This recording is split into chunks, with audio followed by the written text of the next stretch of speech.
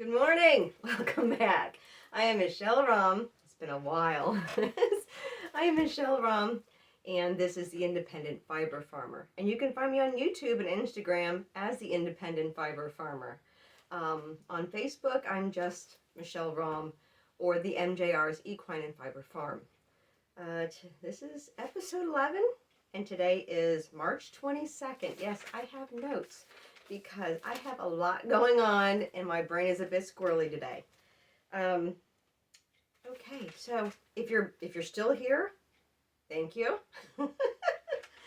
If you're still here, thank you. This is like I said, episode 11. It has been a whirlwind of a month. Have you ever had one of those months where everything just gets done? I mean, like done. And you're just like cranking out the projects, right? Very few and far between do I have months like this, and so I don't like to stop. I just keep going with it. And the inspiration springs in the air, and you kind of get motivated again. And, so it's been an extremely good month.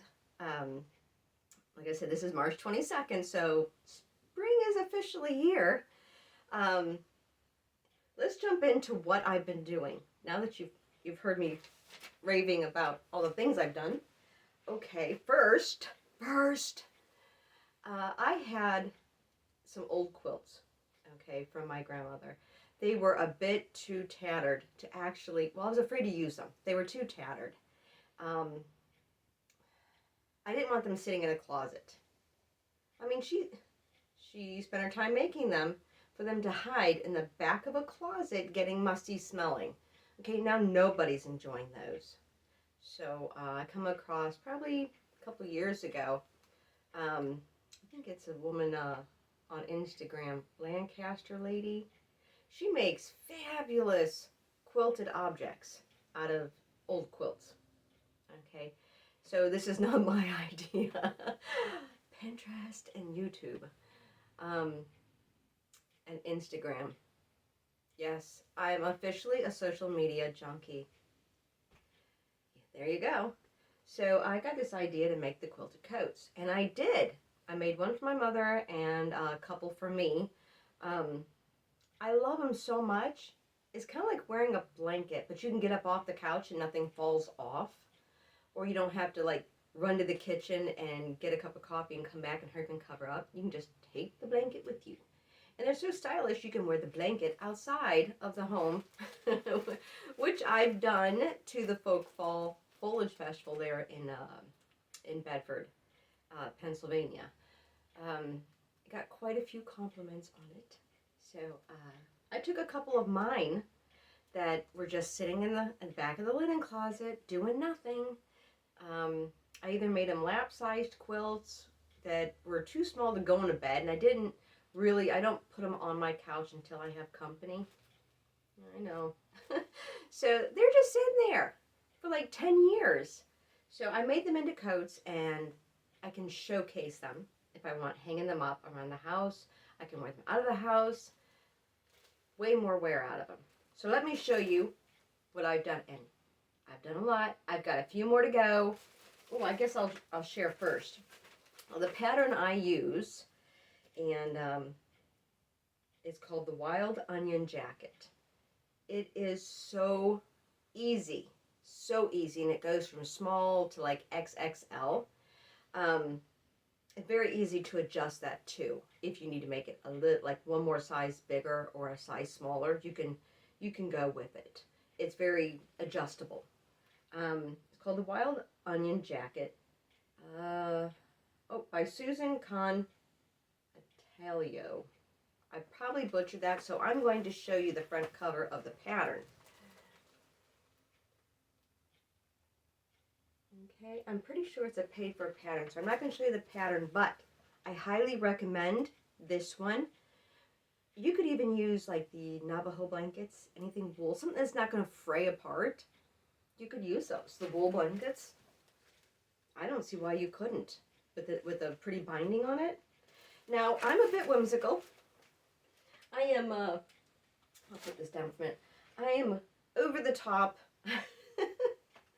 different than most. So And I'm okay with that. So I come across, okay, I gotta tack that down yet. I missed the binding edge. Oh, I'm stepping on. Good Lord, you can't take me nowhere. Um, look at how bright this is. It really is this bright. I don't know, stand up or sit down. So there we go. We'll just work with it. It really is this bright. I found this. It's old. It's got some of the squares that have started to, come apart, and I had to tack them down. But look how beautiful the color is. So I put a yellow binding because I didn't have pink or white. I thought, you know what, let's just go with the whimsical thing. And I put some yellow on it. No pocket and no snaps or buttons on this one. I plan on just wearing it around the house. And I did this in a medium. And see, there's plenty of room. And you can roll the sleeves up if you have short arms like I do. You can roll the sleeves up, or you can unroll them for extra length. But look at that. Isn't that is so pretty and festive. You can take your quilts out of your closet, showcase them babies off. This one I had done a while ago. And it had been in my closet for 10 years.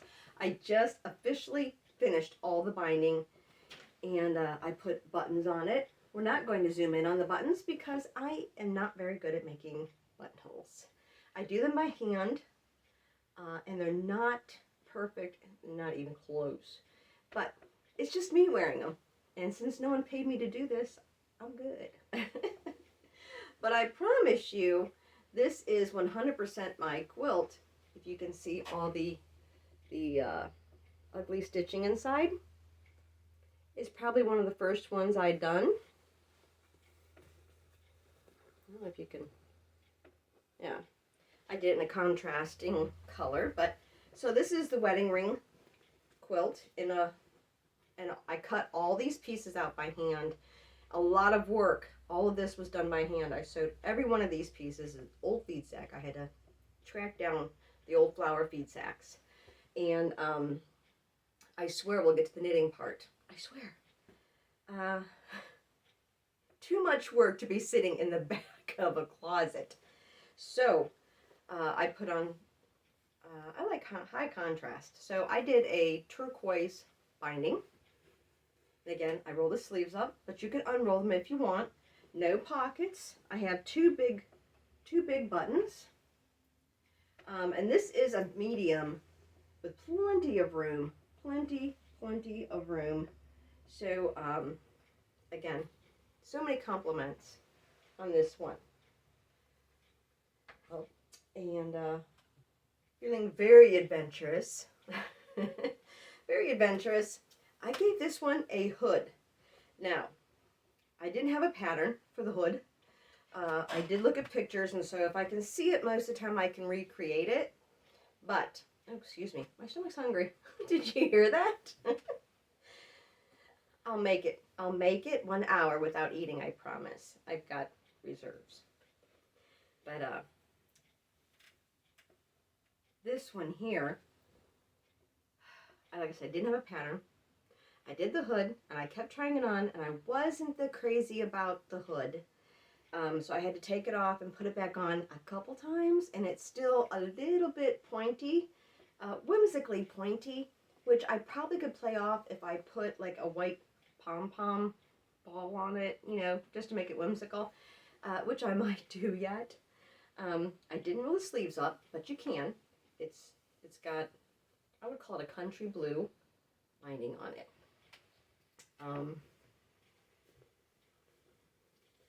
Again, an old quilt, and it has a lot of frayed edges. I did purchase this quilt, though. It is handmade, and I put these humongous snaps. I'm going to show you. I'll show you these. Look how big these snaps are. Look.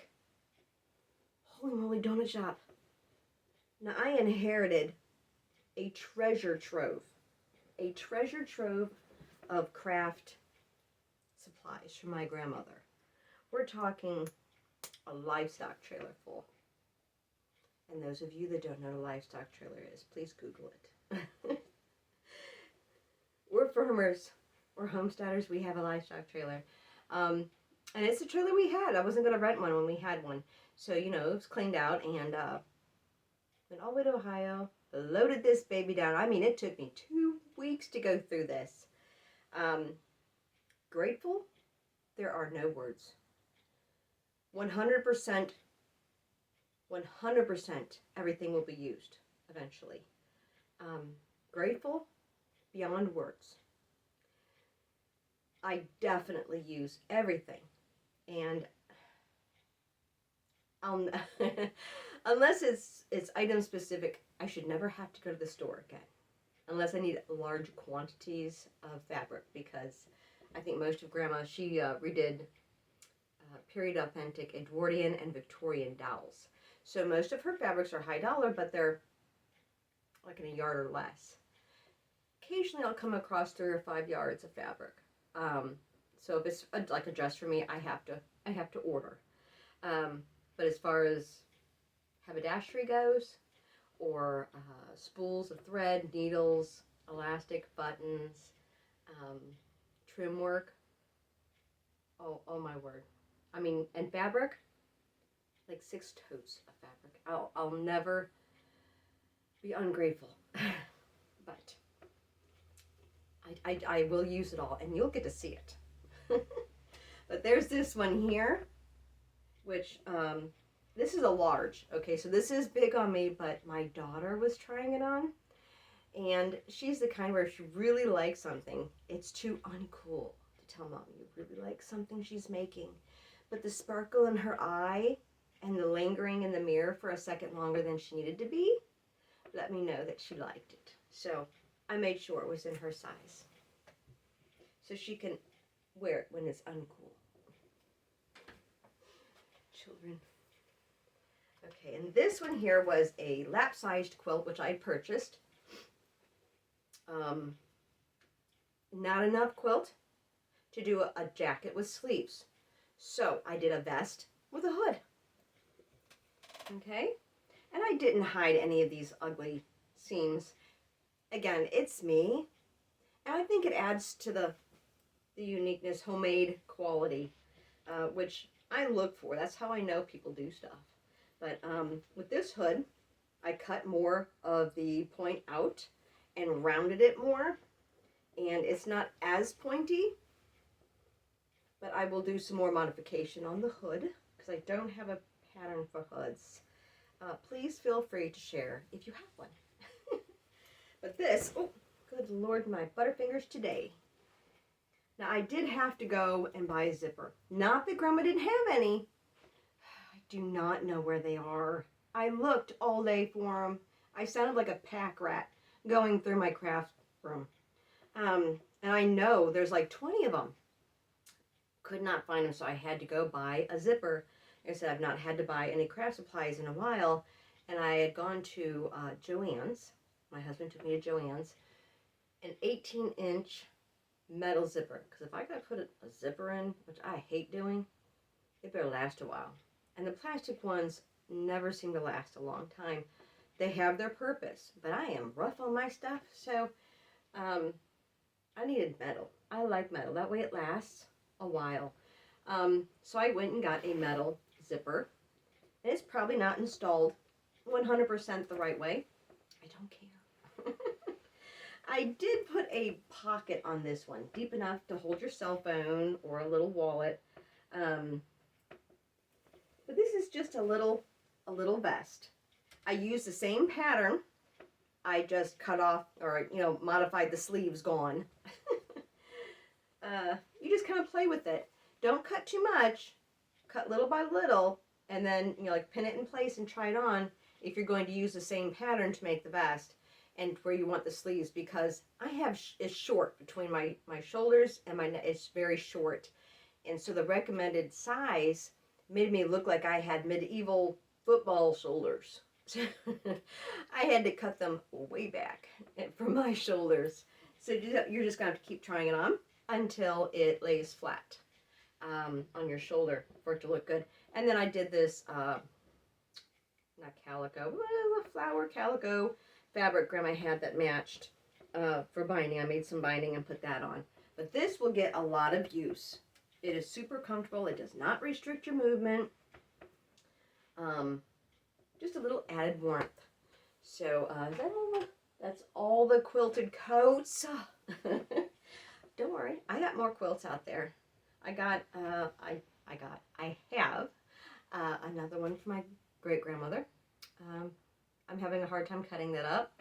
Just sentimental. So I'm not there yet. I do have a blue one, which will probably be another vest because it is smaller. Also, I know I said this is a crafty knitting, sewing, embroidery podcast. If you like crafting, this is the place for you. Okay, so let's get rid of that one. Now, what I did, because I love the Victorian, Edwardian, Civil War history, more the fashion that goes with it. What do they call them? History bounders? I watch a couple of them on YouTube. I'm not quite sure if I'm allowed to call them out or not. Bernadette is my favorite, so I watch her a lot. For the pattern I used, it is called McCall's Costumes, MP558. Okay, this is in a bag because I used it, and then I made many pieces. So, okay, that's what I used here. Now with this pattern, okay, you get the coat, what they call a Spencer, and the dress. And this is the version I went with because there's a couple different variations you could do. Now I did have to purchase this. This is cotton. This cotton, because I said Grandma didn't have enough, but she did have enough of this to make the Spencer. And, love my Grandma, matching buttons. Matching buttons. Fabric covered buttons. Love you. So, now I need to find some longer gloves, because this, I should have had this off. She even had this belt buckle. I know. I am so blessed. I am so blessed with the crafty women in my family. I can't even. So, again, I did these. I'm backwards here. I did these buttons. I should have had this off. You know what? There is pictures on my Instagram. It's going to take too much time because there's 6 buttons, and I made the buttonholes kind of snug. It is a short sleeve Regency era dress. Okay? I don't want to just talk all sewing. I got knitting too. But, and I couldn't find the right bonnet, so I got a straw bonnet. And I decorated it to match. I had to make some flowers out of some ribbon that Grandma had. So they're not professional, but like I said, no one's paying me to do this. So there's the bonnet that matches. And these are puffed, short-sleeved, and it is an Empress waist Regency gown. And let's see. See? It's double-lined, so it is quite weighty. And yeah, I just used a white cotton on the dress.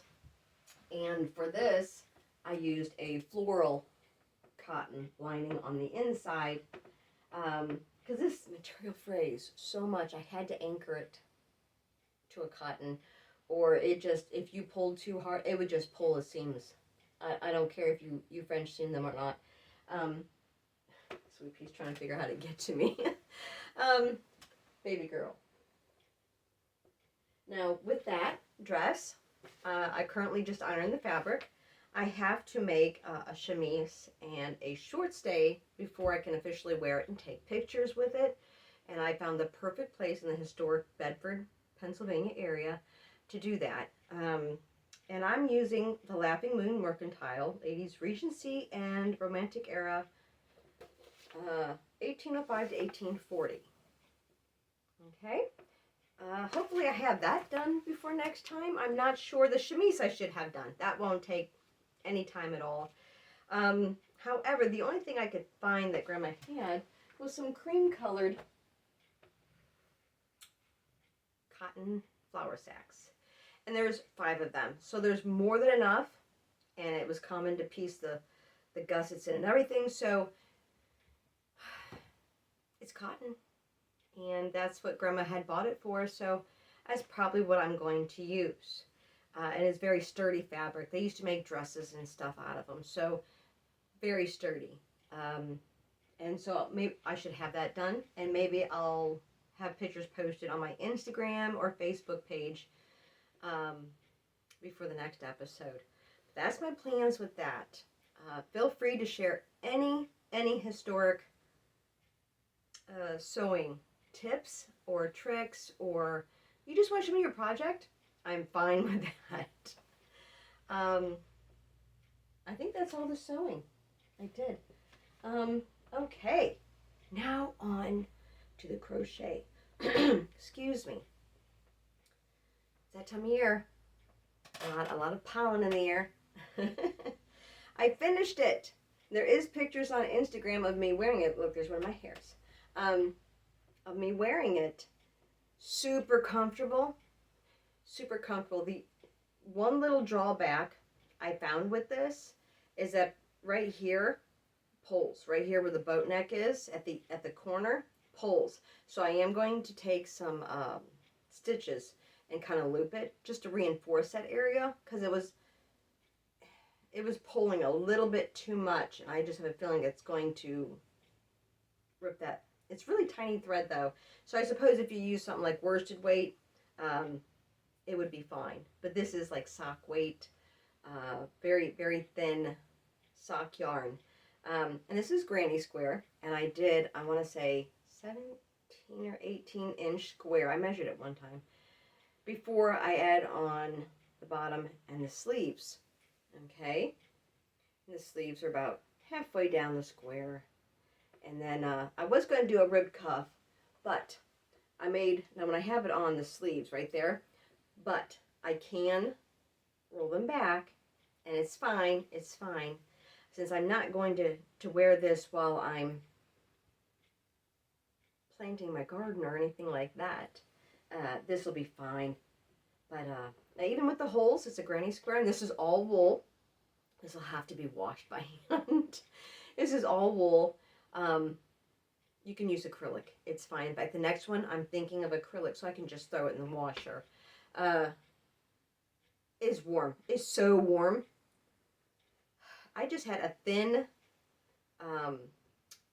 it was a long john shirt, but it was like silky thin, like super thin. I almost couldn't take it. It was too hot. So this is very warm. Don't let the little holes fool you. I will be making more of these, but it is done. Yay! All done. Let's see. I also, if you noticed in my last video, now I purchased this. I didn't make this. I purchased this cute little tank top, right? Immediately, I thought, I can make one of those. If I can see it, I can make it. 95% of the time. I thought, well, that's not too hard. I can do that. So I wore it to check it out, you know, and see if the fit was right. Super soft material. This is acrylic, but I'm telling you, super soft. I love this, with one exception. I am not a mid-drifty kind of person on my shirts. I am not. I'm more of the tuck into your mom jeans kind of a person. So I felt the need to pull this down all the time under my shirt. I think I wore it with a flannel shirt, so it was plenty warm. I just felt the layers were different, and so I kept trying to pull this one down. My dog's trying to get in. So I kept trying to pull this down. So I love this. It was super thin and warm, and but not too warm to wear layered.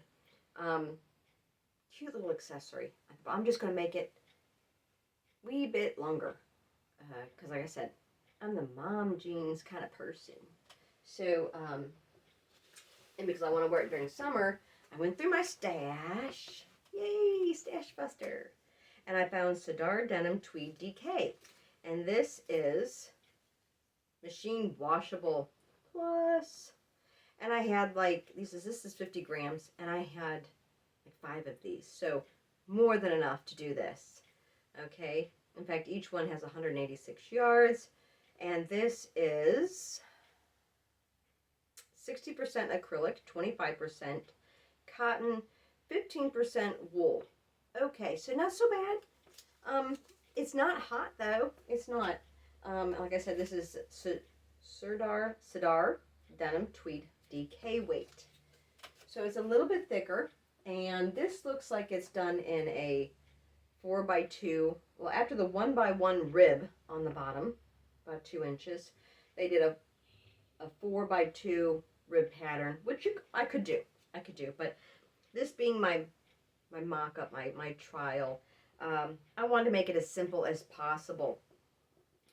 Okay, so I am using, let me get my bifocals out here. I am using a 2mm, what is that, US 0 size needle cable. Wish I had a little bit longer.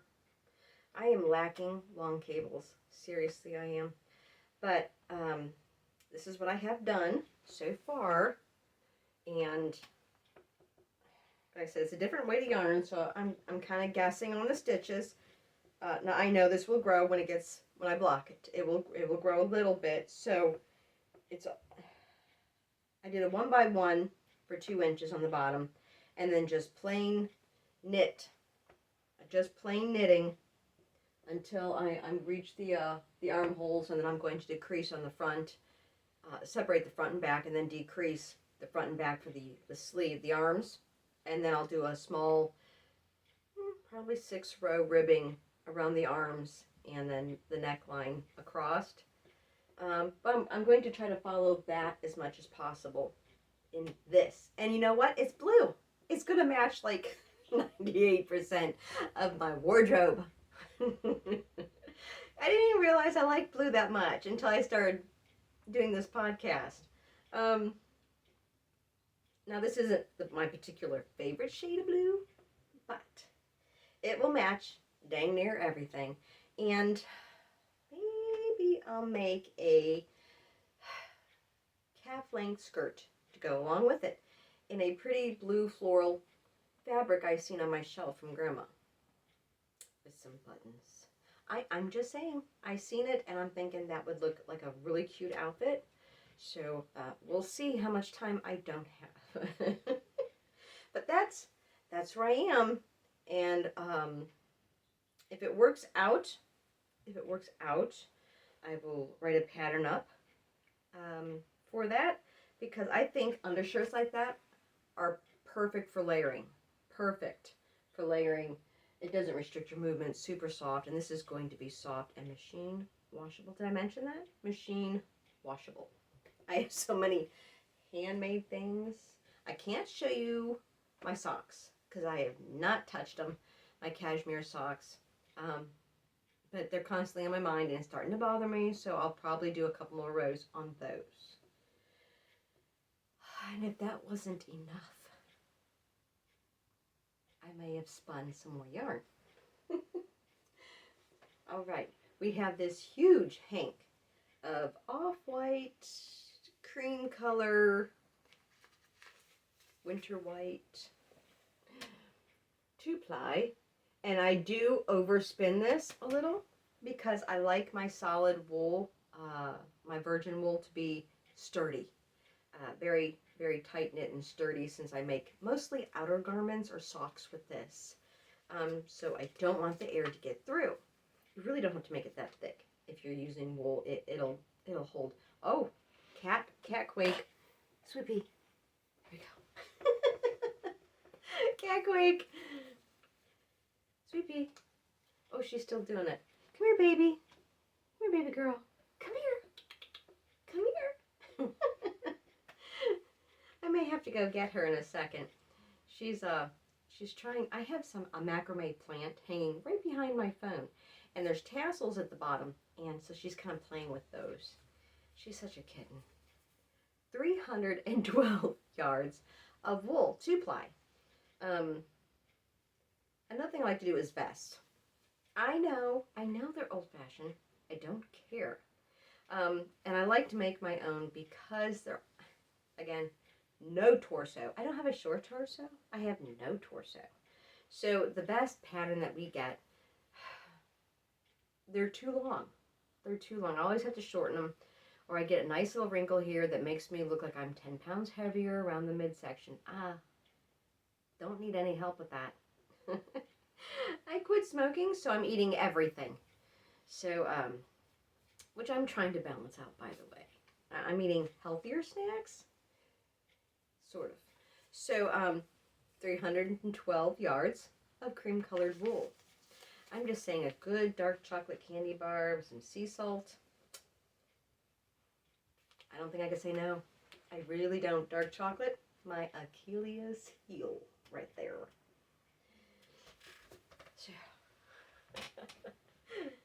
And this, I think I showed you the bat last time. My little bits of everything. There it is, 2 plied up. Look at that. Isn't that cute? It's like fingerless mitts or a shawl. You know? Oh, that makes more sense. 302 yards of my little bits of everything. And this is drapier and softer. So yeah, even a cowl would be, don't waste nothing. And look at all those colors. Oh, I can't wait. I'm trying to hurry because I've talked way too much. So what do I have that I'm spinning right now? I will carefully pick it up because Sweet Pea is eyeballing this and I don't want her to find it. Romney, alpaca, and bamboo. Look at those colors. And it's just as lovely. Spun up. Let me tell you, it is spinning a bit thin. 2 ply, I'm thinking it's still going to be a DK weight or a sport weight, maybe. Depending on, we'll see how much it blossoms when I set the twist. But that's what I'm spinning currently. And I'm probably going to apply that with a black Romney alpaca blend with a little bit of white that's in it.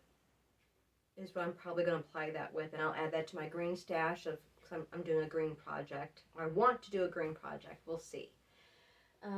Again, whew, I have been on the ball. But this dress here, this pattern, by the way, that I did, it's so easy. It is so easy. It is a few more steps in a beginner. Please watch a few videos before you get into it, because there's some things, most things are beginner friendly. You can just follow along. I'll tell you what to do. There's a few steps where it doesn't, like on the back here, where I did the peplum on the Spencer, which I love, and I just kind of did. This is not wonky. It's my mannequin. I so need a new mannequin. I'm working on it. The mannequin's wonky. I promise this Spencer is just fine. It did not tell you which way to fold the pleats. It told you to pleat, and it showed you the lines to pleat them, but it didn't tell you which way to fold the pleats. So I wasn't sure if they all went one way, or in, or both out. So I just kind of played around with it for a while until they all laid right. And this works for me. So, yeah, that's what I did. I did 2 pleats. I'm going to re-iron that. 2 pleats on each side in for my peplum. But like there's, yeah, certain things it didn't tell you, but it did outline all the puff sleeves, and it didn't tell you, I can't remember. It didn't tell you to do the buttonholes or exactly how to do the clasp, but you just kind of figure those things out. Now the buttons stopped here, but this was open. And I didn't, this fabric being the phrase so easily, I didn't want the full force of bending over and this weight on this clasp, which is just decorative mostly. So I put a snap here, because I thought if I put a button, it'll rub under there, and the fabric covered button will just wear off. So I did a snap, which I could hide with some embroidery. Or, you know, when it's buckled, you can't see it at all. And but it won't be like tight on me. It's more of a decorative Spencer. So I can't wait. Everyone breathe. So if you've made it through this whole video, thank you very much. I did look, there are 39 subscribers. Guys, I am flabbergasted. I did not think there was that many people interested in what I had to say. Like I said, I'm doing this because I'm head over heels a crafty person. And with no like-minded people near me, or none that I know of, I have to talk to somebody. I have so much to say. So I'll just listen to myself. But yeah, 39 subscribers. So if you're one of those subscribers, thank you. From the bottom of my heart, thank you. I appreciate you. Again, if there's something you want to see more of, let me know. If you want me to split my sewing and my knitting and crocheting and my spinning up into different episodes, let me know. Until then, I'm just going to try to cram it all into one. There we go. I did. So, and my corny sense of humor, bless your hearts. So, thank you. Thank you for stopping in and visiting with me for a while. I'll try to make another one up soon because I am getting a lot of stuff done and it is kind of hard to squeeze this all in. So I think I have enough to qualify for 2 episodes a month. Let's hope I can get that done. So until then, again, my name is Michelle Rum. This is episode 11 and all things crafty. Independent Fiber Farmer on YouTube and Instagram, and on Facebook you can find me under Michelle Rum or at the MJR's Equine and Fiber Farm. Until next time, I'll see y'all later.